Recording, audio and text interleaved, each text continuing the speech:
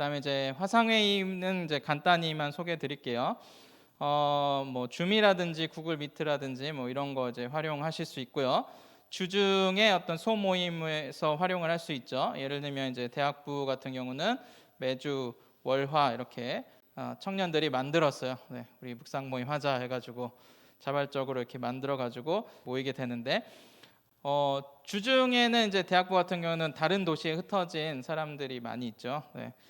심지어는 이제 가끔씩 해외에서 유학 중인 그런 친구도 들어와서 이렇게 나눔에 참여하거든요. 그래서 주중 소모임으로서 이런 그 기능들을 사용해 보시는 것도 괜찮을 것 같고요. 그리고 오늘 같은 이제 방역 단계에 따른 어떤 상황에 따라서 우리가 빠른 전환이 필요할 때, 뭐 교회학교 영상 예배라든지, 저는 이제 하일학당이라든지 비전 마을에서 수업도 가끔씩 이제 온라인으로 하게 되는데요. 그 두 번째 그림이 그 하일학당에서 하고 있는 거거든요. 그 하일학당 같은 경우는 소그룹방을 운영을 해서 1대1 지도가 필요한 학생들을 이제 거기로 교사가 부르는 거죠. 그래서 그 방 안에서 문답으로 이제 테스트를 하고, 그리고 다시 메인 방으로 가고, 이런 기능을 활용하면, 예를 들어서 오늘 같은 상황에서 중고등부 같은 경우 넥스트 예배 끝나고 바로 줌으로 다 들어와서 그 안에서 소그룹방 쭉쭉쭉 그 셀별로 만들면, 선생님하고 학생들은 다 셀로 들어가 있고 사역자나 부장님들은 한 방씩 들어가면서 체크할 수 있고, 이게 일괄적인 그 셀 모임을 할 수 있게 되는 거죠. 네, 이런 기능들을 사용하면. 그 다음에 이제 반별 어떤 상황에 따라서 활용이 가능합니다. 뭐 이제는 뭐 이런 그 기능들을 사용하게 되면, 뭐 학생이 어떤 결석했다거나 아니면 교사 일정에 따라서 이제 그 남자 선생님들 같은 경우는 직장 때문에 그 주에 못 오시거나 뭐 그런 경우도 있고, 늦게 이제 일이 끝나시거나, 그런 방 같은 경우는 다른 시간대로 이부 활동을 옮겨서 해도 되는 거고요. 네. 그래서 그 보완을 할 수 있는 그런 이제 도구가 된다라는 거죠.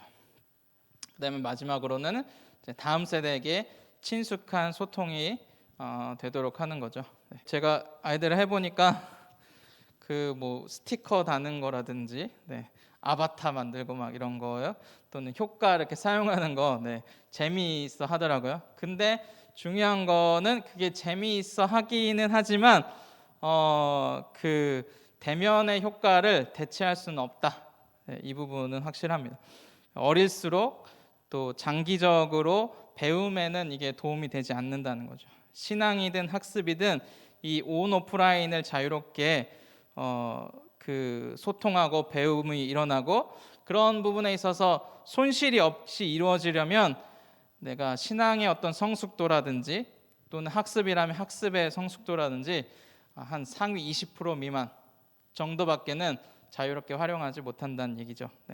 그래서 좀 이제 제한적으로 잘 사용을 하시면 될 것 같습니다. 네, 그렇게 해서 우리가 미디어를 적절히 잘 활용하는, 그렇다고 막 우리가 미디어에 너무 쭉 빠져가지고 그것 자체가 우리의 대안인 것처럼, 교회학교의 대안인 것처럼 말하지는 않았으면 좋겠고요. 그러나 우리가 적절히 잘 사용해서, 특히 주중에 우리가 학생들의 교육이 어떻게 이루어지는가, 또 가정과 어떻게 소통할 것인가, 이런 부분에 있어서 지속적으로 연구하고, 그래서 제일 처음에 말씀드렸듯이 생명을 주고 더 풍성하게 하는 그런 교육을 이뤄갔으면 좋겠습니다. 감사합니다.